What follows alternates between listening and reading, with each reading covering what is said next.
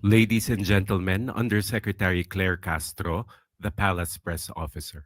Magandang araw, Malacanang Press Corps. Update sa seafarers attack by Houthi rebels. Alinsunod sa direktiba ni Pangulong Ferdinand R. Marcos Jr. na siguraduhin ang kaligtasan ng ating mga kababayang nasagip mula sa Houthi rebels sa Red Sea. Nakauwi na sa bansa kagabi, July 16, ang 8 seafarers na nasagip mula sa MV Eternity Sea. Sa ulat ni Migrant Workers Secretary Hans Kakdak, dumating noong isang araw sa Jisan Port sa Saudi Arabia ang 8 Filipino seafarers na inatake ng mga rebelding grupo na Houthi noong July 7 at 8. Bago makarating sa bansa, nabigyan na ng agarang tulong ang mga marino sa pamamagitan ng pagtutulungan ng MWO, OWA at ng Philippine Consulate General sa Jeddah, Saudi Arabia. Ito ay batay na rin sa utos ng Pangulong Marcos Jr. Makakatanggap din sila ng financial assistance mula sa Action Fund ng DMW, Emergency Repatriation Fund ng OWA at DSWD at Medical Care sa DOH.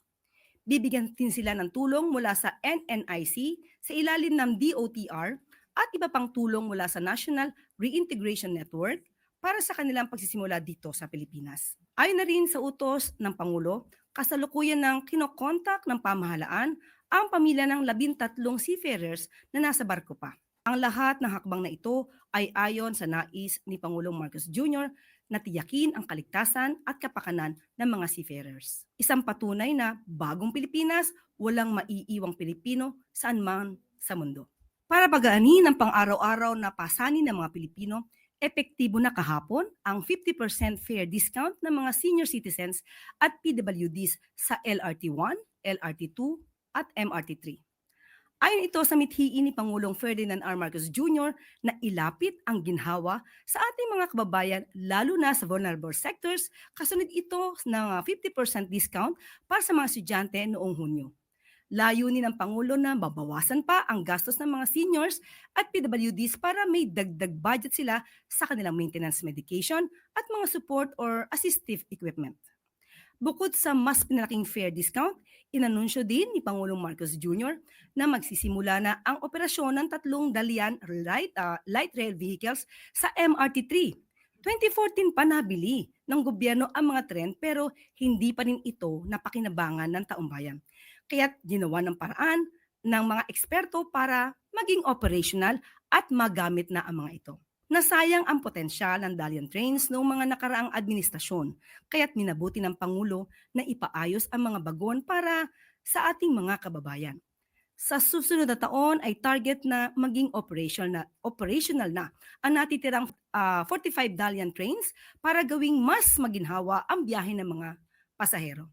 Inatasan naman ng Pangulo ang DOTR na pabilisin pa ang inspeksyon sa mga natitirang Dalian trains para magamit na ito sa lalong madaling panahon. Siguraduhing masusuri at magagawa ang regular maintenance ng mga tren. At tiyaking gumagana ang mga escalator at elevator sa mga train station para sa mga mas convenient at sa magagamit ito ng mga computer or ng mga commuter. Bilang solusyon sa traffic at congestion ng public transportation, panoorin po natin muna ang video.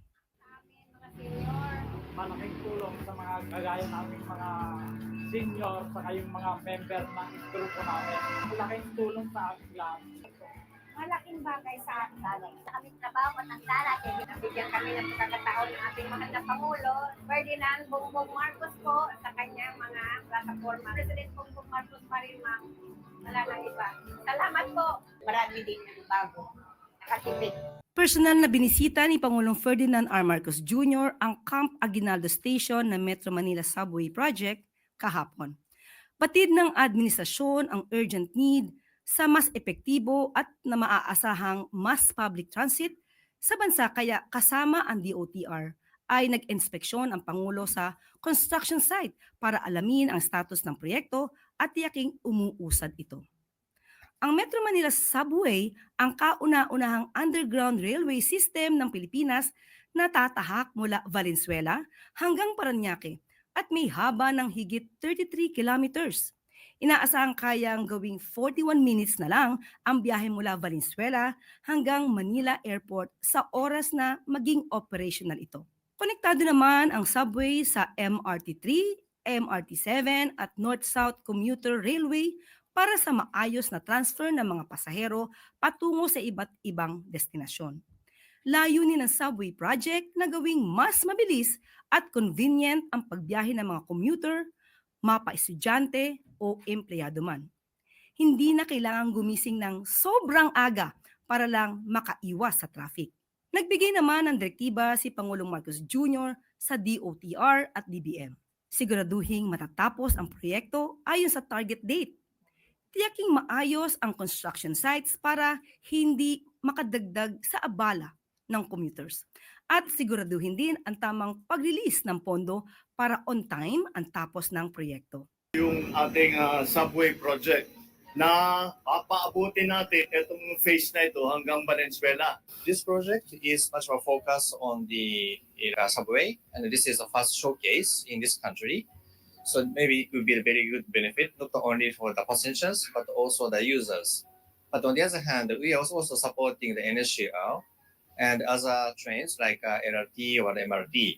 I urge everyone to keep going, and we look forward to the day when we can say na nasakyan na natin yung subway sa Pilipinas. At maaari na po akong tumanggap ng inyong mga katanungan.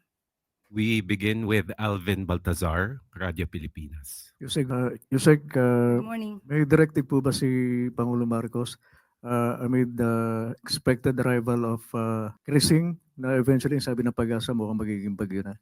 Opo, meron pong mga direktiba ang ating Pangulo sa mga concerned agencies. Katulad po ng NDRRMOC, nag-raise na po sila ng blue alert status nung pa pong July 16 as of 11 a.m.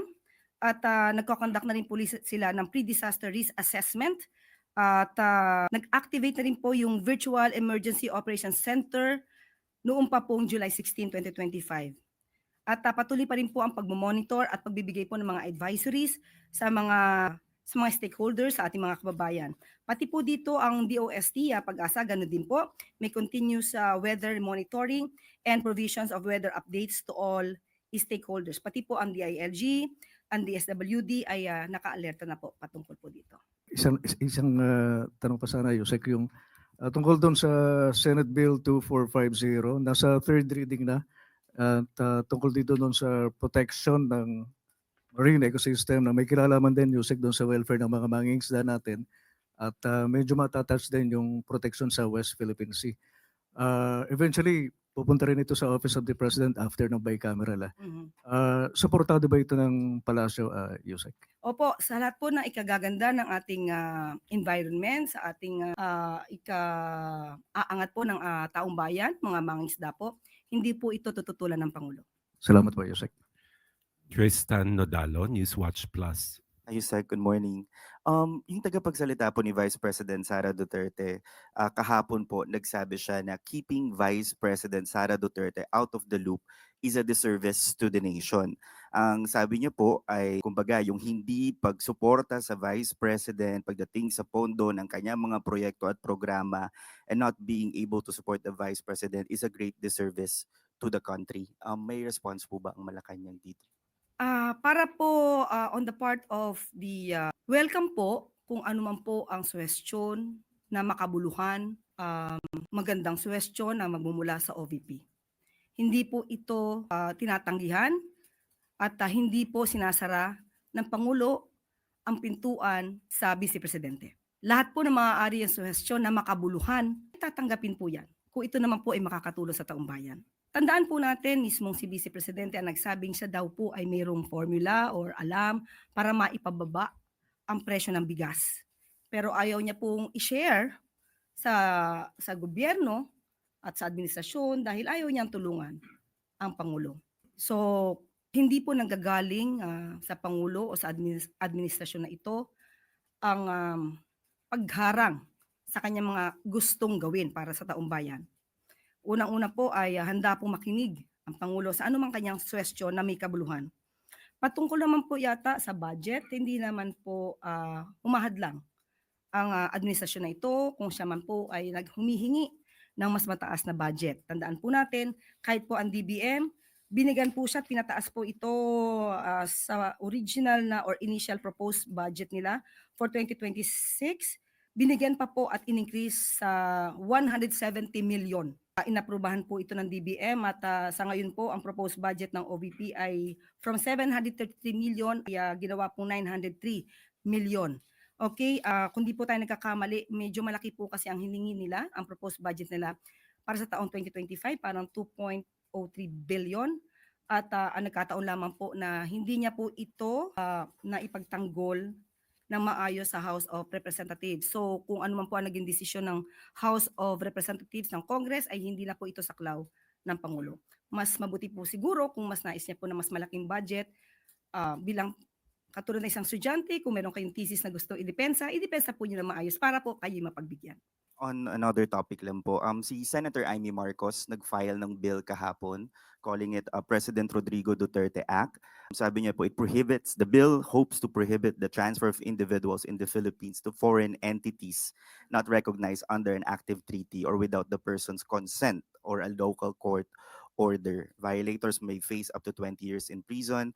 Ito raw po ay ginawa dahil nga po para ma-prevent yung future cases of extract of quote tulad ng nangyari kay dating Pangulong Duterte. Ano po ang reaction dito ng pala sa bill ni Senator Amy? Trabaho naman po ng isang senador na gumawa ng makabuluhan na batas para sa taong bayan, sa ikauunlad ng bansa, hindi para sa pansariling kapakanan. So, good luck po. And Soberano, Bombo Radio. Yusek, good morning. Update lang po sana sa naging command conference na pinangunahan ni Pangulong Marcos sa Camp Aguinaldo. May mga instruction po ba siya or directives sa ating Armed Forces of the Philippines? Opo, nagkaroon po kanina ang command conference with the AFP at ginap po ito sa Camp Aguinaldo sa Quezon City. Pero yung ibang mga detalye po ay hindi po natin maibibigay for security purposes po. Okay. Yusek, itong pulong po ba ni Pangulo sa AFP ay possible din na kukuha siya ng mga data, information para maisama niya po yung report na yan sa kanyang State of the Nation address? Muli, hindi po ako makakapagbigay ng detalye. At kung meron man po, malamang kung ito yung masasabi niya sa SONA, madidinig na naman po natin ito. Last na po, isa na lang, Yusek. Pa-expound na lang po, Yusek, doon sa Memorandum Circular 87 na inilabas po ng Office of the President kung saan hinihikayat ang lahat ng mga government agencies and private sector na ipromote ang pagtataguyod ng maritime and archipelagic nation. Lamang po, dapat i-promote at ipagtanggol ang ating sovereign rights, ang ating mga karapatan patungkol po sa rights ng ating bansa. Kaya nga po sabi natin, muli, magkaisa po tayo. Bawat Pilipino dapat ipagpunyagi kung anong meron tayo sa Pilipinas, maging pro-Philippines. Lagi. Last question, Luisa Cabato, Inquirer.net.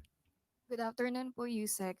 ES Bersamin told Kyodo News that Senator De La Rosa may be arrested by the Philippine law enforcement if the ICC issues a warrant and if there is an Interpol notice. And before Duterte's arrest in March, the Interpol released a division notice which was transmitted after prior consultations with the government of the Philippines. Meron na po bang communication yung ICC or Interpol about possible arrest ng mga co-accused ni former President Duterte? Sa ngayon, wala pa po tayo natatanggap na anumang communication kung meron na pong warrant of arrest para sa mga co-perpetrators ni dating Pangulong Duterte.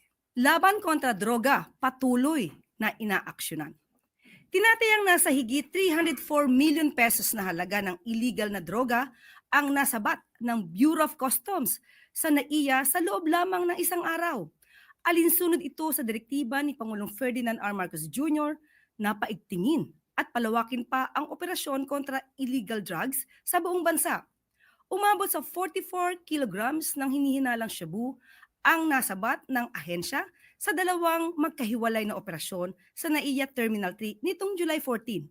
Nasa kustodiya na ng PIDEA ang dalawang suspect habang sasailalim naman sa chemical analysis ng PIDEA Lab Service ang nakumpiskang droga.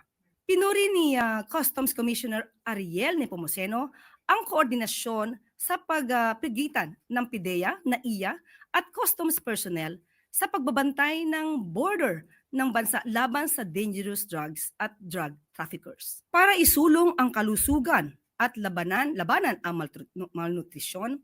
Nagsanib pwersa ang DOH, DSWD, DILG at 235 LGUs upang paigtingin ang mga programang pangkalusugan para sa mga batang Pilipino, lalo na sa kanilang first 1,000 days. Ayon ito sa nais ni Pangulong Marcos Jr. na gawing mas malusog ang bawat batang Pilipino. Lahat dapat kumpleto ang nutrisyon mula pagsilang hanggang paglaki. Inilunsad ng DOH ang Nutrition Leadership and Governance Program upang palakasin ang kapasidad ng mga lokal na opisyal para mabigyan ang sapat at karagdagang serbisyo sa mga buntis, ina at sanggol sa kanilang nasasakupan. Sa ilalim ng programa, makakaasa ang mga kababayan natin ng suporta sa prenatal care at maternal nutrition, proper breastfeeding at complementary feeding, malinis na mga pasalidad at mas mabilis at abot-kayang access sa health services sa bawat LGU sa buong bansa. Kakulangan ng sustansya ang sanhi ng pagkakabansot at malnutrisyon sa mga bata, kaya minarapat ng mga ahensya at lokal na pamahalaan na isulong pa ang kampanya para mas malusog at masiglang kabataan. Dahil sa bagong Pilipinas, walang batang maiiwan sa laban para sa kalusugan. May announcement lamang po tayo. Nakipag-ugnayan po ang Department of Foreign Affairs sa pamamagitan po ng Philippine Consulate in Los Angeles. At sa kanilang nakuhang report, sinasabi po dito ang ilang bahagi at aking babanggitin. Some of the terms used in the purported letter were not in line with the BHPD's standard language and protocol.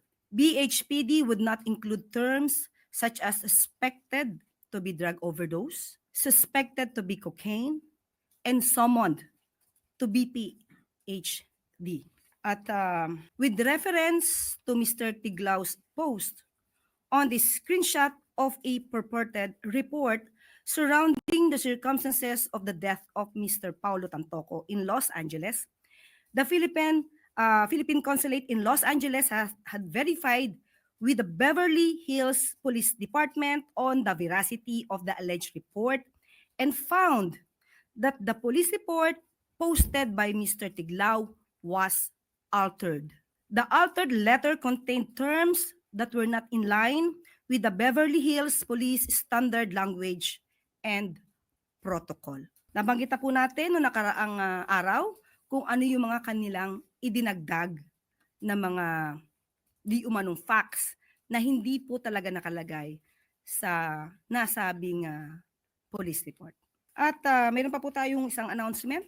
Following the confirmed resignation of ERC Chairperson Mona Lisa de Malanta, effective August 8, we extend our deepest gratitude for her dedicated service to the Commission and to the Filipino people.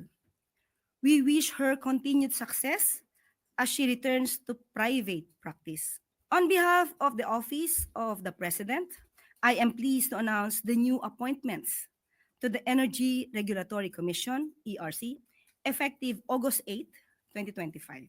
Appointed as chairperson of the ERC is Attorney Francis Saturnino C. Juan. A seasoned energy expert, Attorney Juan brings with him decades of experience in regulatory affairs, having previously served as Executive Director and General Counsel of the ERC, and currently as President of the Independent Electricity Market Operator of the Philippines. He has played a key role in operationalizing the wholesale electricity spot market, advocating consumer protection, and promoting renewable energy development through tariff reforms. With his deep institutional knowledge and leadership, we are confident that Chairperson Juan will steer the ERC toward more efficient, transparent, and pro-consumer decision-making. We look forward to a smooth and seamless transition under his chairmanship. We also welcome the appointments of Attorney Amante A. Liberato and Attorney Paris G. Real as ERC commissioners, effective upon their assumption of office. Attorney Liberato is currently serving as Deputy Executive Secretary for Finance and Administration at the Office of the President. A lawyer and certified public accountant, he brings extensive experience in public finance, legal reform, and governance, having previously served with the Commission on Audit and in various consultancy roles across the legislative and executive branches. His strong background in fiscal management and regulatory policy will be vital in supporting institutional reforms within the ERC. Attorney Paris Real, meanwhile, is a second or rather seasoned litigator and a legal advisor with more than 2 decades of experience, including active participation in high-impact ERC regulatory proceedings for more than 10 years. He is known for his focus on legal integrity, consumer protection that is expected to strengthen the Commission's quasi-judicial processes. Together, these appointments reflect the President's commitment to energizing the ERC with leaders who uphold integrity, transparency, and public service. We look forward to the reforms and progress they will help bring under bagong Pilipinas. Maraming salamat po. At dito na po nagtatapos ang ating press briefing.